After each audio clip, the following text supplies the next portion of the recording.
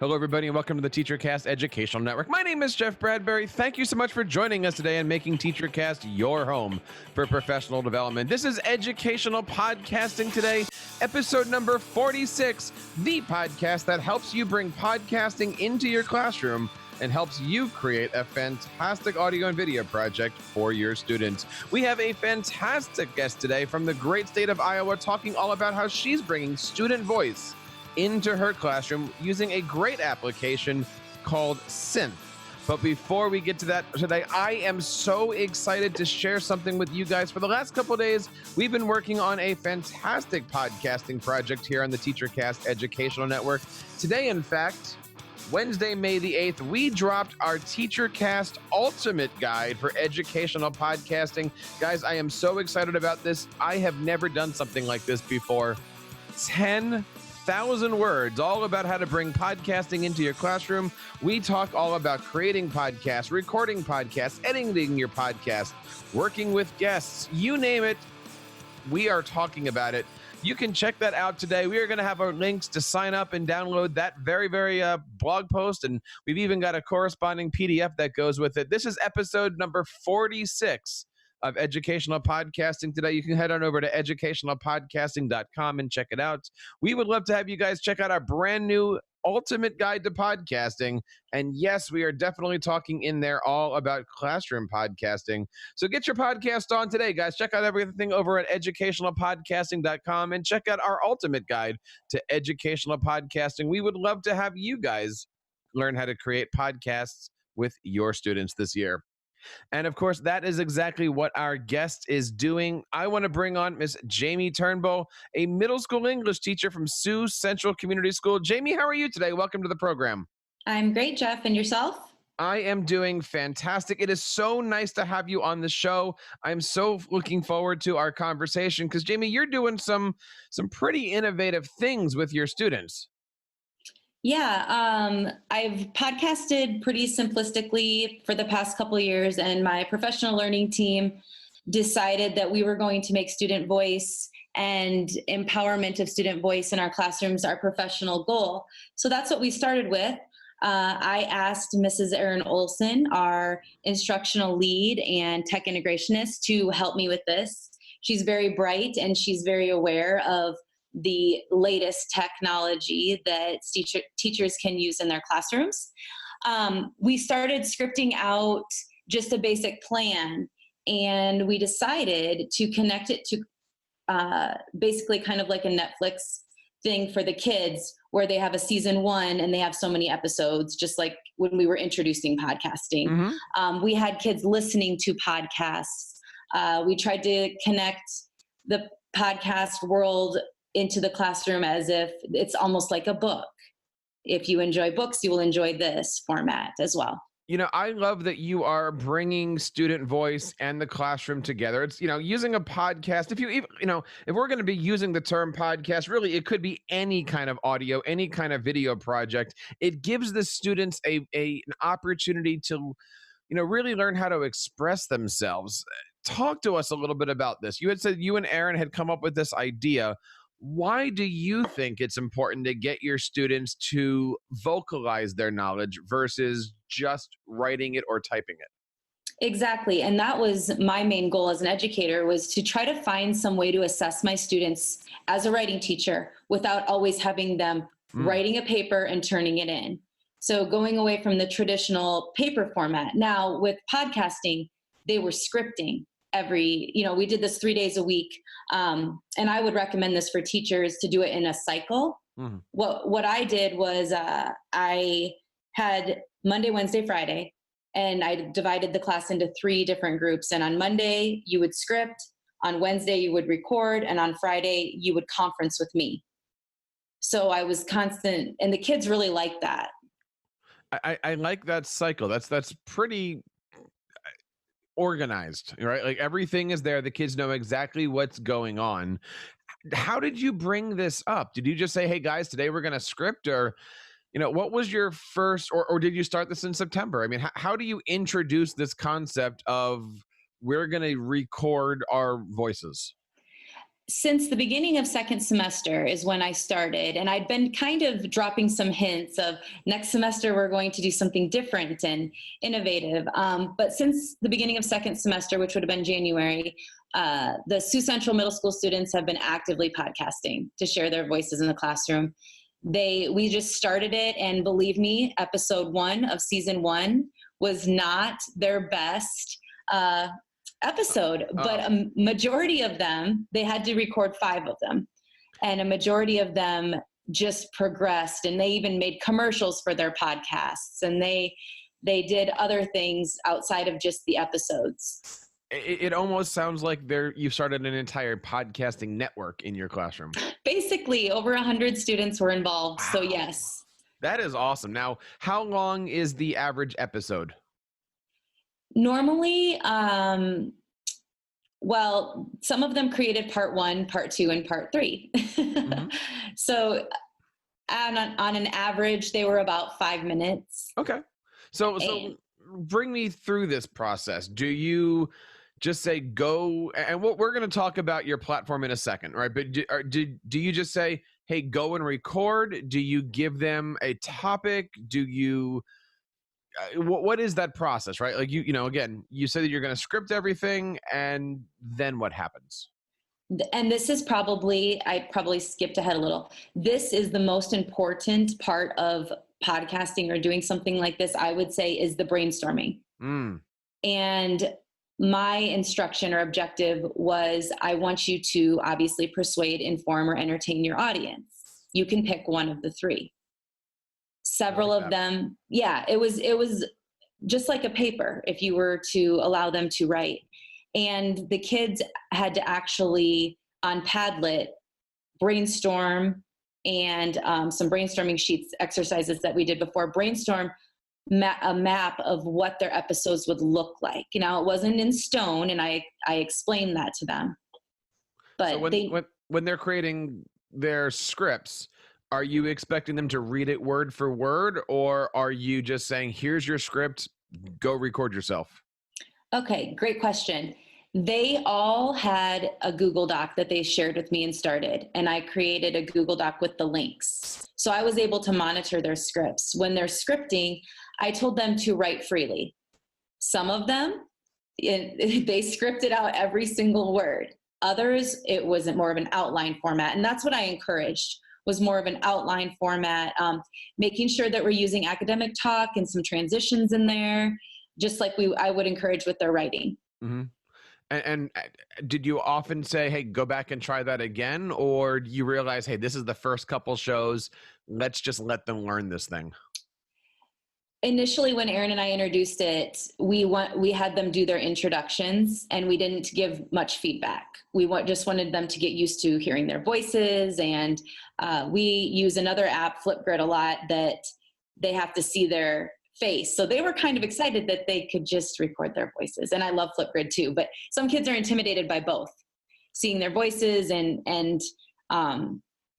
seeing their faces and hearing their voices. Now, you said there's more than 100 students that are participating in this project here. Is this something that you do in class, or do you expect them to be doing this at home over the weekends? They had in class, if they were going to record at home, they had to script on their recording day. Okay. So they were scripting 2 days a week. And then the conferencing is where I got to listen to the episode. Some of them had to be re-recorded for audio purposes or whatnot. And with them being 5 minutes long and them already having a script, that wasn't, it's just like a draft of a paper. Right. And many times when teachers talk to me about doing activities like this, the question is always, how do you handle the fact that you've got 30 kids all talking over each other? Like, what does the classroom management look like? Do you have people in the hallways? Do you have them on microphones? Like, is it Chromebooks, MacBook? Like, what is your kids on, first of all? We are a 1-to-1 iPad school. Okay. And yes, in a small school, finding recording places is very difficult. In the podcasts, I wanted them practicing this, and this wouldn't be a finalized, even though, we were working toward publishing them. It wasn't a finalized format like I would have in a professional setting. But Yeah, you can hear some background noise. Our librarian is amazing, and she was always willing to let the kids find a little nook and use some open classrooms in there. But ultimately, that's why I started doing the cycling of recording, writing, scripting. So I had kids doing something on every day, but I only had 10 kids recording on one day. It's an amazing project. What I'm going to stop you in your story here. What have you learned from this project about working with audio, working with video, working with 100 kids? What has impressed you the most, and what have you learned out of this? To be honest, I wasn't sure what to expect from this. I really didn't, especially with a bunch of middle schoolers. Some of them you can't even trust in the classroom when you're in there, let alone sending them out to venture and get some work done. But that was the part that I loved about this was I started learning that when they are able to do the things that they want to do and talk about, they're more engaged. And we know that as educators, but they literally could not wait to share these episodes with me. They wanted their work to be assessed. They wanted to conference with me. They wanted to script the next episode. Motivation was not a factor with this unit. I did not have to motivate them as much as I usually would in another format of learning. So I bet you saw a different side of your kids during these activities. Oh yeah. And I've said this before, I couldn't believe the buzz that was going on in my classroom, and there were parents coming up to me and their kids were excited to talk about what they were doing and showing them at home. And that was the other thing I loved too, is I could share the link during parent teacher conferences I was explaining.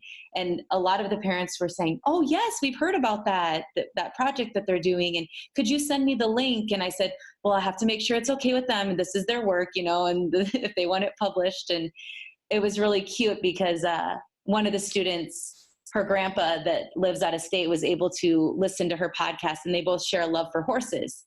And that was what her podcast was about. And it was just great how she shared stories about their adventures with horses and just the family love for horses. We're talking to Jamie Turnbull today, an English teacher from Iowa. We're going to be right back. And when we come back, I'm going to ask her all about how she's building her podcast. We're going to talk a little bit about the platform that she's using and what exactly are we doing in the world of student voice? What does that mean to her? And how are her students better off in the school district by bringing podcasts into their communities? We'll be right back with more from Educational Podcasting today. Friends, before we move on with our show, I wanted to let you guys know I have been in education now for almost 20 years, and I've seen the changes some students have come to face every single day, whether it's going through school hungry, not being able to see a doctor when they're sick, or not getting the proper rest at night. These challenges make it hard for kids to focus on their learning. I remember a story of a student who came to my office one day and she could barely stay awake due to all the circumstances happening around her at home that were beyond her control. I didn't know what I could do, and I wanted to be able to help her out in any way that I could. Thankfully, Concordia University in Portland is leading the way with their 3 to PhD program that helps to combat students' fears, freeing them to pursue their highest dreams. They're revolutionizing education by creating a holistic model that provides groceries, healthcare, and even clothing to students right here on campus, helping them thrive and helping our communities strengthen and grow. Concordia's College of Education offers online and on-campus programs where students have the opportunity to learn about a more compassionate approach to education and see how nurturing the whole student can lead to amazing things. To learn more about how you can help students conquer their monsters and achieve their highest dreams, visit cu-portland.edu/Let's Conquer. That's cu-portland.edu/Let's Conquer. And use the hashtag #NatureEducateGrow. And we are back. We're talking to Jamie Turnbull. Jamie, before we started our break here, we talked a little bit about student voice. Now, I noticed that looking at your Twitter feed, it is all about your students. You've got some great pictures. It's all about what is happening in your class. So before we get back into the podcasting conversations, tell us a little bit about your class. You teach English in middle school. What do you guys got going on these days? Oh, tons of stuff. We actually we just presented at the Innovators Showcase for some superintendents from this local state of Iowa area. Oh, nice. And the kids actually brought their voices to this showcase and were able to share their podcasts with them and spread the word of how podcasting in the classroom is on the rise. It's trending, what it does for students. And that's why I really wanted to bring the kids, because I can stand up there as an educator and talk about it forever, like we are today. But they did a great job of just talking about their learning and sharing. Now, when you're creating these podcasts, is the idea to create just a homework assignment? Is the idea to be able to share it with parents, or perhaps, are you doing pen pals with other school districts? What is actually the end game for doing all of this? The end game was to create a season 1 in hopes that they would want to do a season 2 on their own or in the future.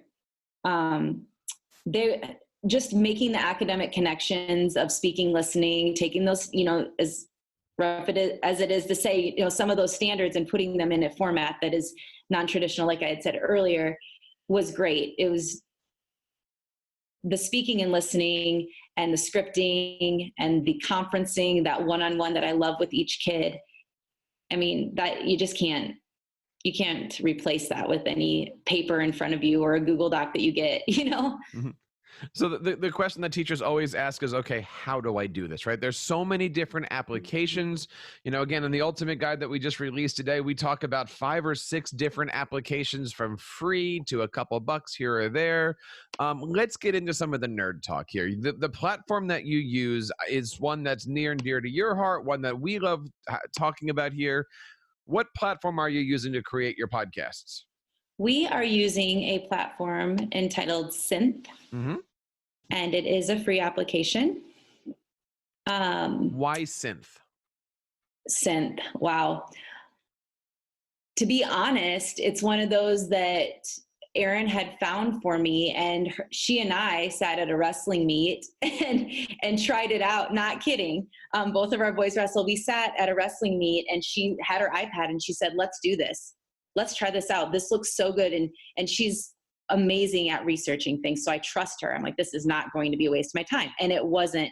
It is slick. It's easy. There's things that you can do. My kids picked up on it right away. It took 15 minutes of she and I showing them how to record an intro where it had nothing to do with our topic. We just said, record an intro about yourself. And they were able to do that, and the posting and the threading. The kids just, how they are. They pick up on things like that these days. And that's the best way to do things. Start off with a assignment. I don't even want to call it an assignment, but start off with an activity. Like an activity. Nothing that has nothing to do with the curriculum. Tell me about yourself. Mm-hmm. And then you can bring in the curricular activity and see where the students are going, right? Because the whole idea behind tell me about yourself is just to get them to push every button and figure out what things do. Exactly. So we're using Synth, and anybody who hasn't checked that out, you can find it over on gosynth.com. That's GOSYNTH.com. They're very, very active on social media, and of course, we have them featured on our brand new TeacherCast Ultimate Guide to Educational Podcasting. And now you've got your synths. Now I know that with the synth, it's maximum 256 seconds, which is I think 4 minutes and 15 or 16 seconds, something like that. So the whole idea is now that you've got these things, what do you do with them, right? Are you putting your synths on a wall? Are you sharing them on Padlet? What is that distribution, right? How does mom get a chance to see that and actually be a part of your classroom activities? Great. That is what I really enjoyed about the actual share features with this application is you have a code and you have a link. And if I give someone the link to share it, you can click on the link and be able to see the entire podcast. If I give them a code, that's usually what we found is the code would be with the application. So you would need the code, but they were very easy to share. And I actually had my high schoolers, I teach high school too, I had them listen and kind of give some feedback to my middle schoolers about their podcasts. And that was enjoyable for both of them. And that is an awesome piece of information about doing this, right? You can it's intergenerational, it's intergrades, it doesn't matter what the discipline is. You can do this to teach everybody else. Mm-hmm. And if you can get somebody to understand a concept and then teach it back, isn't that at the top of Bloom's taxonomy? Yes, exactly. And the other thing that I like about it is what you had said earlier in the podcast, which I appreciate. And we kind of went really big at first and created an entire season 1. Yeah. And I don't regret that at all. I think the kids learned a lot. As we went through it, I would give them, and we were conferencing. So now for episode 3, I would like you to have a guest on your podcast. Right. And they would have a guest. I would put little challenges in there for them. So it wasn't just scripting, recording, conferencing. They loved that aspect. Now I want to ask about the script. Do you give them any guidelines? And I'm asking this from when I work with my students on making podcasts, and when I work with my teachers who work with their students, I should say, we've been able to take that concept of a 5-paragraph essay, and we've actually turned that into 5 mini synth recordings. We have your intro, your bodies, and your closing, and we've been able to create a rubric that is based off of your 5-paragraph essay, but it's audio based or video based even. And so we're actually doing everything that, the English teacher is doing. We're just doing it with audio, and we're talking about World War II or some kind of social studies topic like that. I mean, what is what does your document look like or your outline look like for these scripts?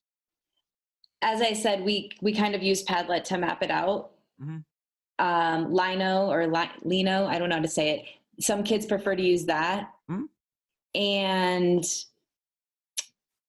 good old paper. I have some graphic organizers that they use. And that's what I loved too, is the kids wanted me to preview it sometimes. And even though it takes time, that confidence that gives them when their teacher looks at them and says, wow, this is a great idea. No one's thought of this before. Well, talk to me a little bit about that. I've been able to work with a few teachers over the last couple of years, and everybody wants to get into podcasting. Everybody sees the value in it, but then there's always that part of you that goes, I don't want to listen to 4 hours of student podcasts. Tell me a little bit about the grading behind all of this. I mean, do you know what the grade is going to be like? I mean, are you grading on the actual recording, or are you grading more on the script and the content that you've got well before they hit the play buttons? Both, a little bit. I'm also grading them. I grade them during the conference. So I have a format that I talk to them about. And that's what I loved about the short, the bites, is that it was a full episode to them, but I could listen to it in a class period of conferencing. Now, there were a couple weekends where, you go home and you want to listen to more, or you didn't get through all the kids. And so you conference with that half the next week, or, there's adjustments. But ultimately, I loved that one-on-one with them and being able to give that verbal feedback and that reassurance and that good job and being creative together. Well, we could take it here. So I was kind of, I won't say co-authoring because I really want to give them the credit, right? But I was helping them, and that's total guided instruction, which is my favorite. Did you find that you're listening to these on your prep periods, or are you listening to these things in the car as you're driving to work every day? Oh no, I'm listening to them in the classroom when we're conferencing. Okay. So the episode would be pulled up, and I had Aaron had given me this idea a while ago to just kind of have a Google Doc with every kid's link on there. So when I would conference with period 3, I would just have all their links, and I would just click on it on my computer, and we would listen to it together, and it was fun. They got to see my reaction to their humor. And then sometimes, you might have to re-record that. That's not school appropriate, or, something like that. And that's such a good idea to have everything on one doc. You're using a Google Doc. When we did it with ours, we had our students grab the web link, and we had them insert it into a Google form. So boom, you just have your spreadsheet right in front of you, and then we manipulated the form to have all the grades and the rubrics, and we did the little check boxes. And so that's great ways that we can do this. And but I think the bottom line, and the idea is, how do you start this? And I always say the answer is just start. Just start with this thing. Try an idea. Sometimes don't worry about grading. What advice do you have for any teacher that's on the fence and going, I want to try this, but I'm not quite sure yet? Well, I would say go for it. We encourage our students to take risks in the classroom. And I think that sometimes we need to push ourselves a little bit.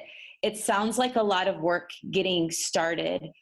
In fact, just today, Sarah Candela and Aaron and I are putting together the Synth Educator blog series that she just tweeted out. And it is actually on the topic that you're talking about, getting started. Mm-hmm. So getting started podcasting, it's a one-stop resource for podcasting with your students. And we just really, in a simple form, just list out the top few things that we think are important for teachers to just kind of think about and how they can get started with their kids. Jamie, we want to know where we can get in touch with you. You guys are doing some amazing things in your classroom. You've got a great presence on social media. How do we learn more about the great things happening in your classroom? You can follow this blog. I know that that's where I'm going to be posting the things that I'm doing. Like I said, our first blog post is about getting started in the classroom, 8 things to do. And it talks about exploration at first. That is key. Letting kids know what podcasting sounds like, what good podcasting sounds like, what not so good podcasting sounds like. How do they keep their audience engaged? And that's what we started out with. And then we go into purpose and planning and how to plan these, then design, practice and set up, intros, outros, recaps. I always encourage the kids to kind of have an intro. Mm-hmm. What's coming up, have an outro. What can they expect? How do you hook your listener? It's just like when you watch a Netflix series, you kind of want to know what's going to happen. Right. And such like that. So that's a platform I'll be using is our blog on Medium. Nice. Oh, you're using Medium for your blog. That's interesting. Yep. It's through Synth actually. So us three are just kind of trying to, that is my main goal, is to help teachers, because that's what I want to do.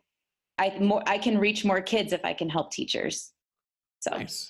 Yeah. Well, certainly good luck with everything. I would love to have you and maybe some students come on at some point, and let's talk a little bit about their journey and how this whole thing works, and really, what are you learning from all of this stuff? There's a lot of different things that teachers can do out there with podcasting, with audio and video. And we want to hear your stories. This is a podcast for you guys to come on and share your stories, share your classroom experiences. And if you're a podcaster at home, we want to hear about your show and help you, in your journey as a podcaster. There's, of course, several great ways to reach out and be a part of this and all of our shows. You can find us on Twitter at Podcasting Today. It's our dedicated Twitter channel for all things podcasting. And don't forget to check out everything over on episode 46. And sign up today to check out our brand new Ultimate Guide. Teachers have been asking me for the last 8 years all about podcasting. How do you do it? When do you do it? Where do you do it? We put together a 10,000 word. I know that sounds like a lot of work. Trust me, it was. And so a 10,000 word guide all about how to bring podcasting into your classroom, into your home studio. Check it out today, our TeacherCast Guide to Educational Podcasting. We're going to have all of the links to download it and check out the blog post here over on educationalpodcasting.com. Jamie, one last time, thank you so much for being a part of this show. It was so nice to have you on. Thank you for having me. I enjoyed it. And if you guys want to be on the show, don't forget to reach out to us. We want to have you guys here as a part of our TeacherCast Educational Network. And before we wrap up, I always want to say thank you guys for making TeacherCast your home for professional development. We've got a lot of great things happening before the end of the school year, and we are looking forward to doing some great podcasting at ISTE. We've got 2 amazing workshops. One on Saturday morning, we're doing a 2-hour hands-on workshop about how to make a podcast, which probably are going to be showing off mostly how to use Synth, how to use Flipgrid, how to make audio, how to use some great Chrome extensions. And then on Monday, we've got another podcasting workshop that you guys can check out. So stick around with everything. We've got some great stuff going on. So on behalf of Jamie here and everybody here on the TeacherCast Educational Network, my name is Jeff Bradbury, reminding you to keep up the great work in your classrooms and continue sharing your passions with your students.